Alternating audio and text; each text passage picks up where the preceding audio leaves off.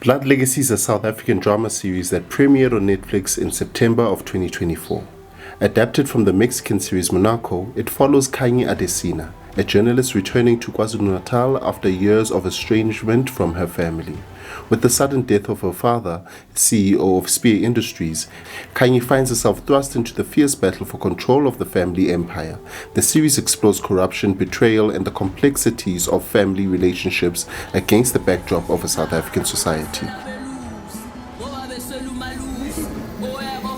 Khumbula mntanami, umhlambi wezindlovu uholwa indlovukazi amagaga abanzi.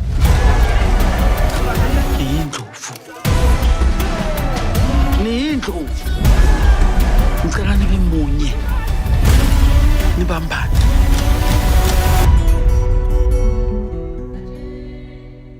Welcome to Screenwriter's Toolbox, where we break down the art of storytelling one script at a time. I'm Lingani Dube, a screenwriter and director, here to shine a light on the custodians of screenwriting in South Africa. Today I'm joined by Doherty, the head writer for Blood Legacy, and we're going to dive into the intricacies of an adaptation. We'll explore how an adaptation goes beyond just changing the names and places of location, but actually reflecting the cultural, social, and entertainment nuances that a South African audience can connect to and resonate with. And it's actually very open to creative input. Like you'll see if you've watched the original Monaco, we changed a lot of the characters. We introduced new characters. So I was pleasantly surprised to see the amount of freedom we were given and the leeway we were given to create our own story. And I believe in Blood Legacy we have done that. It's not just a retelling. It's a familiar story, but told in a new way. Yeah, I'm so glad that you say that, because it dispels a lot of the notions that you'll see online, where people tend to start to appreciate it less when they find out that it's an adaptation. And I think that really takes away from the work that it takes to adapt it, right? And with that, what did you find was the things that you had to balance in terms of staying true to the original spirit of what made Monaco, and then introducing fresh elements to give Blood Legacy its own identity? Absolutely. So when we first saw Monaco and we watched it, it was kind of a matter of, okay, well, what didn't I like about this series when I watched it? What can I improve on this series? Like, this storyline I felt just dropped, or I didn't felt like I really identified with that character. I didn't really feel him. So it's a process of actually looking what went before, and then consciously thinking, well, now I can see how I can improve it, how I can change it, how I can introduce some exciting more elements into it. So it's kind of like a balance. It's a balance of the two.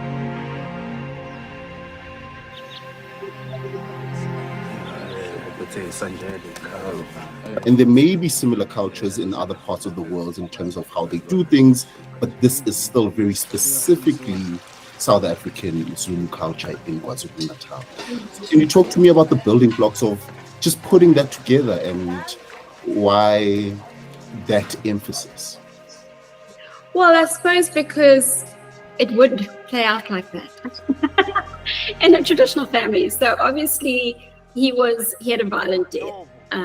So of course, body can't just come into the house after a violent death.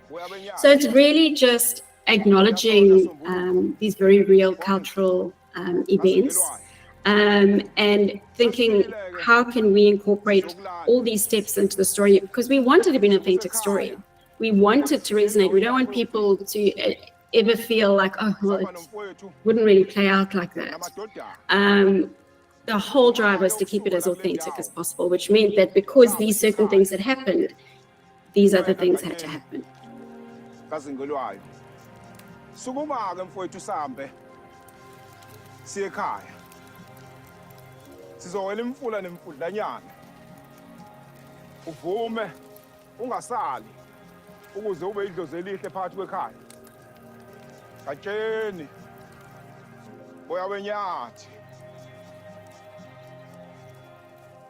Nina bakwa Ndlovu sidle ekhaya ngokuswela belusi. Mamkeleni bukatsheni. nangu ubhekisizwe indodana yenu siyayiletha valani naleli ithunzi lesikhali ahambe ngaso siyashweleza. In the room, there's 4 other writers in the room. So it is very much a collaborative effort of everybody in the room giving their input, feeling what they think would happen. And what I've also noticed is culture is a very fluid thing as well. Because, you realize different people do things in different ways. In the same culture. In the same culture, exactly. But slight little differences in how things are done. So it's a wonderful experience to engage in those discussions.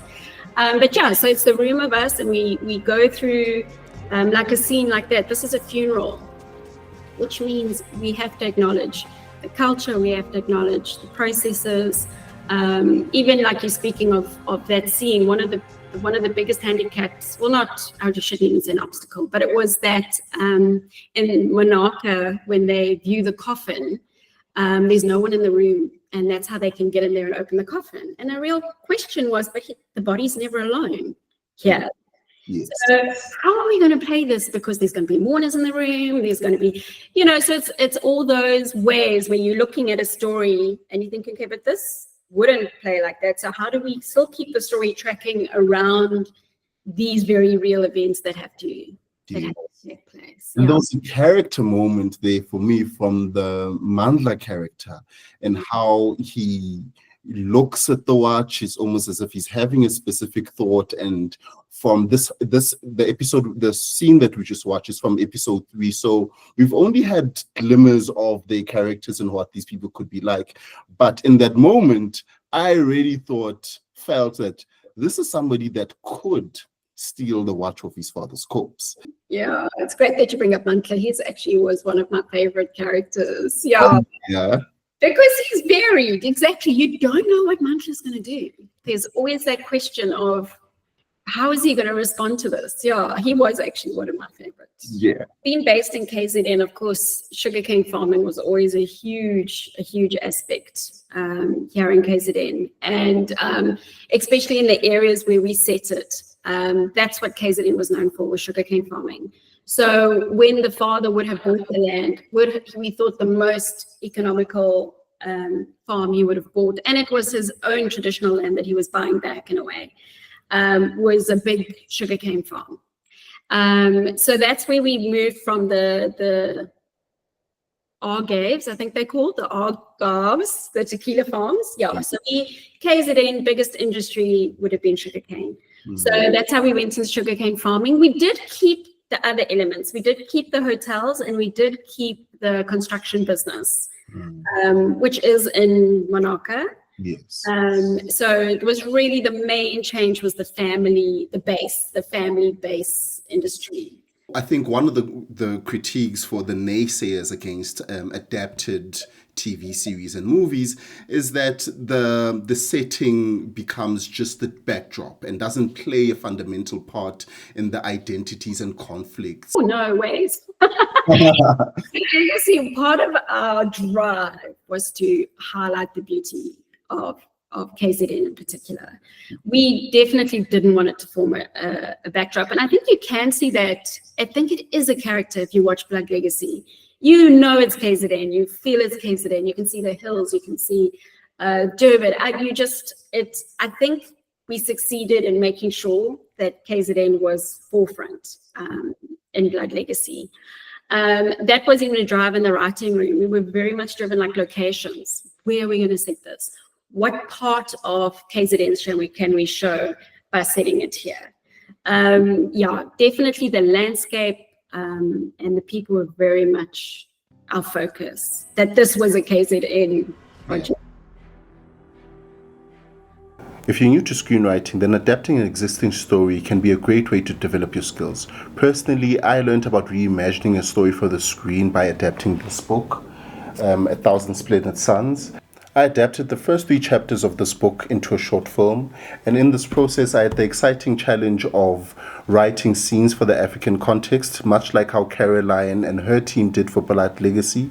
I also had the challenge of writing these books inner monologues into visual storytelling. The experience of adapting that script really expanded my screenwriter's toolbox and reinforced that adaptations are valuable to the creative process of an aspiring writer. So if that's you, try it out.